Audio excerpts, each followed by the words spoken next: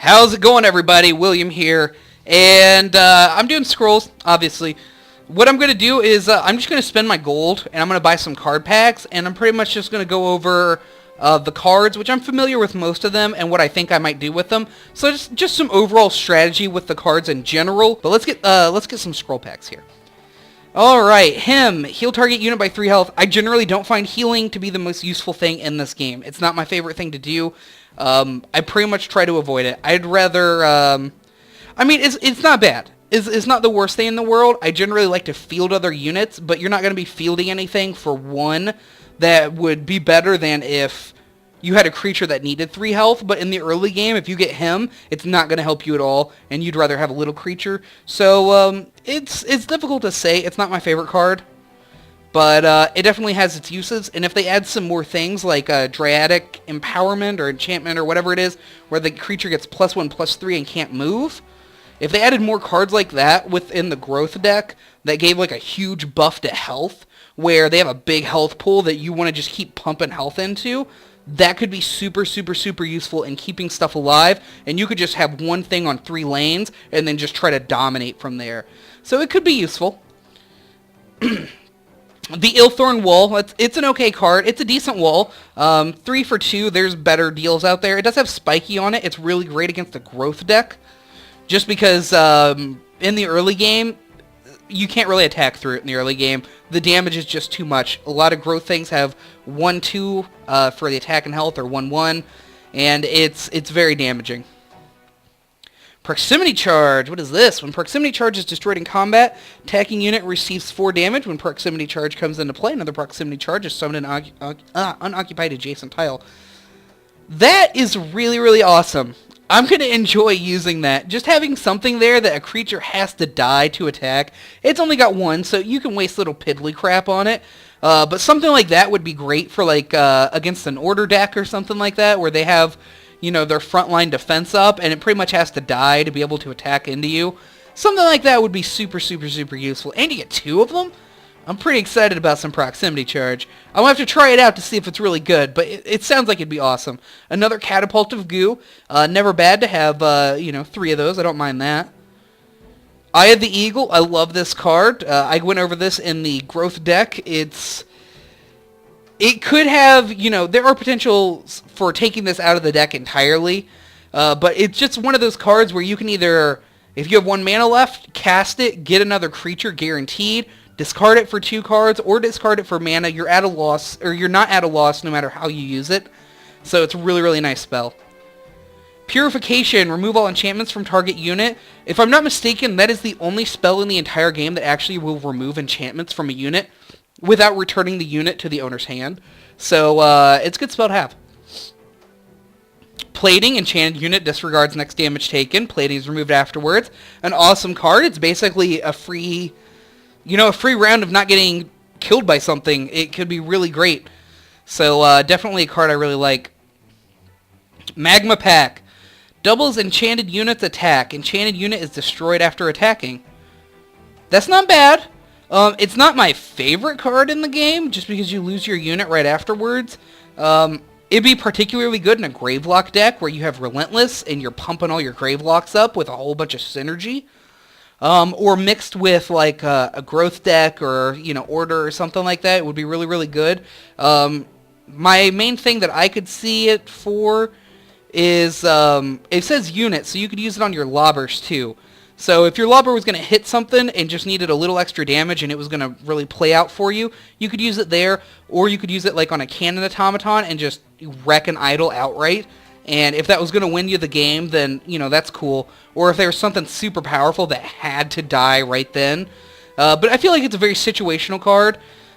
When I'm making a deck right off the bat, unless I have very specific things in mind, I try to make it so that, like, if I get this card in my hand, I'm never going to be disappointed. I'm never going to think, God, I wish I had something else. So I don't know if I would use that right away or not until I had a really, really good use for it. Dryatic Power, I was just talking about this in my last video. Earlier in this video. What am I talking about? +1 attack, +3 health. It can't really move around anymore afterwards. It basically makes it so that you dominate a lane. It's very hard to remove you from the lane, so it's a good card. We got the Deathcap Berserk. I've been trying to figure out a good way to use this. It's a Berserk card. I mean, basically, you're going to use it, and either it's going to win you the game, or it's going to cause you to use a creature that may just devastate your opponent. I mean, if you have like a big old beefy guy like in the back or something like that, and you pop this on him, and you just start attacking turn after turn after turn to either wipe out the enemy team so they can't defend the last lane that they need, or stuff like that. I mean, it's very situational. It's kind of like a haste where you lose the creature at the end. Or if it has a lot of health, it's a very multi-turn haste. It's a good card. It's one of those cards, again, that I would like to have a specific theme behind my deck for this card that would make me think this is exactly what I need.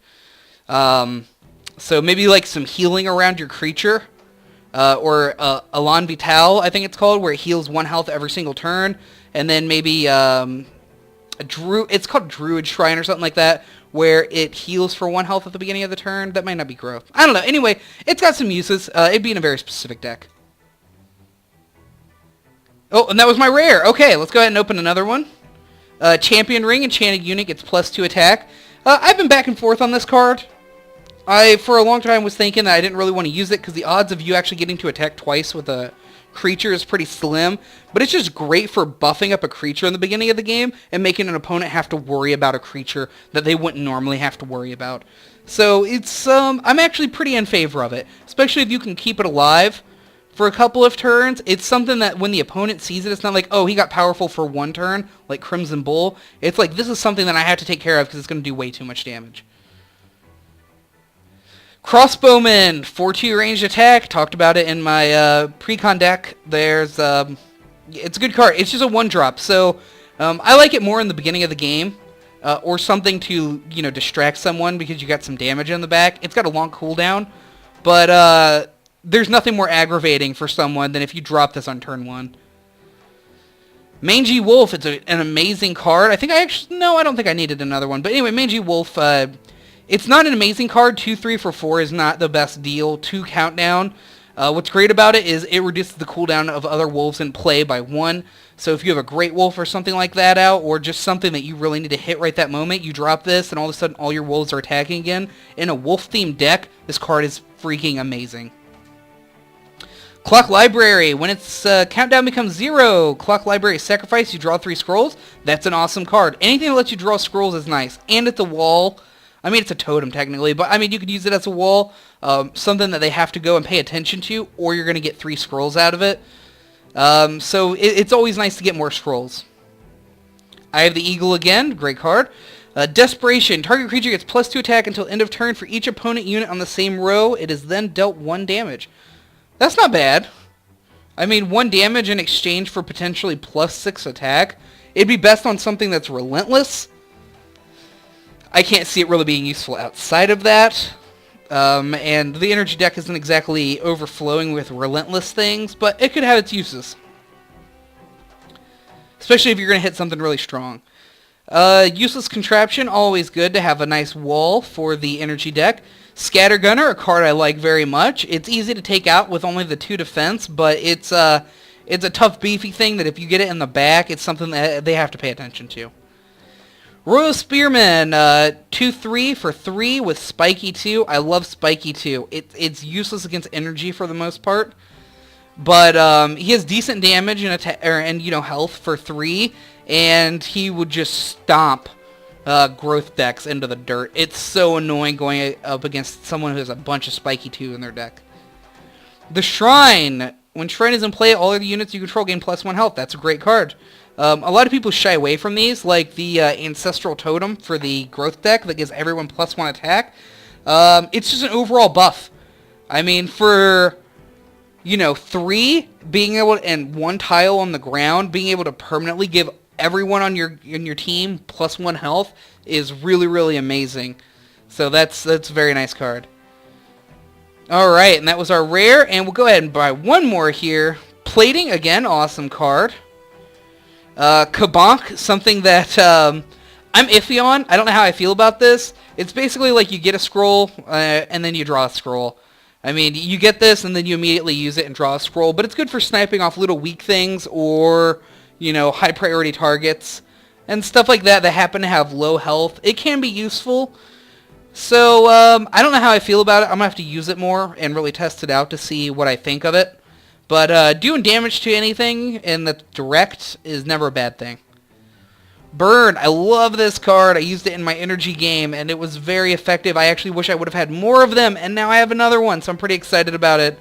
I mean, 3 damage for 4. It's pretty high cost, but you get a card if you destroy the unit. And direct damage. I love direct damage. Bear Paw Enchantment. I don't know how I feel about this one. It can be used well. It can be used poorly. I feel like you really got to have a motivation behind it. It is an overall buff for an extra cooldown, so it's not bad. If, something has 1 turn left to attack and you want to sync it up with everything else, toss down the Bear Paw, it gets stronger. But it is also risky because that's an attack turn that you're missing out on. Frost Gale, another card I like. Deal 1 damage to all units. It's good for board control, and it's super annoying if you're behind. Or if you're ahead and then the growth player has almost nothing out, and they just start frost scaling the crap out of your stuff, and it just gets weaker, and you just watch it dwindle away. It's incredibly aggravating. Desert Memorial. More crossplay cards. I really like the crossplay cards. I'm interested in making a two-color deck. I'm doing some research on it right now. And if I get some good deck ideas, of course I'm going to let you know. I do have a couple of videos that I want to post of different decks that people have made that I thought were really impressive and that they've done very well with. So I'm going to keep looking into that and bring you guys some of that in the videos. Gravelock Outcast. It's good for a crossover deck. I mean, it gets to heal it to full health, and there's a lot of cards that buff Gravelocks up. I'm interested in making a Gravelock-themed deck one day, so I'm pretty excited to have that. 3 for a 2/3 is not bad. Another Cannon Automaton. Awesome. I don't have to buy one. I think the deck comes with 2, and I got a 3rd one. Well, thank goodness I didn't buy it. Awesome. Cannon Automaton. Rallying! I actually needed a 3rd Rallying, so that works out great. It's an amazing, amazing, amazing card. Oh yeah, Cannon Automaton, by the way, it is amazing. If I didn't say that, the Cannon Automaton is completely awesome. I've totally screwed up my thing here. Oh god, what did I do? Okay, oh god. Anyway, it's 5/4, it gets damage reduced by 1, and it's ranged attack, so you don't have to worry about a lot of stuff. Rallying is great, costs 5, reduces the cooldown of everything by 2, basically giving you 2 attacks in a row, which is really nice. I totally just screwed my thing. I think Hellspitter Mortar is rare, so that should have been my last card. Whoops. So let's actually just double check. I want to see if the Hellspitter Mortar is in fact rare. Now, I could be mistaken here. And it's, again, something... It is rare, so that was my last card. I'm iffy on Hellspitter Mortar. I'm trying to figure out the best way to use it. I mean, it's a 6 wall for 3 that also has the chance to kill something. So that's kind of how I'm viewing the card, as a wall. So I'm going to do some more tests with that on the energy deck and then see how that goes. But yeah, anyway, what I was going to say was, and I could be totally wrong about this, it seems like whatever deck you played last, you're more inclined to get those cards. Because out of 30 cards, the odds, with 1 in 3 chances... I mean, I only got 6 cards for order, which, I mean, I guess that's almost close to 1 in 3, but I mean, I got, like, a bunch of energy cards. I got some growth. It might be more even than I think it is. I think I'm looking too much into this. So anyway, I appreciate you guys for joining me on this one. It's a pleasure as always, and I hope I provided some insight into how I would play the cards. If you guys have any tips or tricks for any of the cards, any kind of deck theme ideas or something like that, let me know. I'll even make a video about it. So, thank you everyone for joining me. I appreciate it as always, and I'll see you guys next time.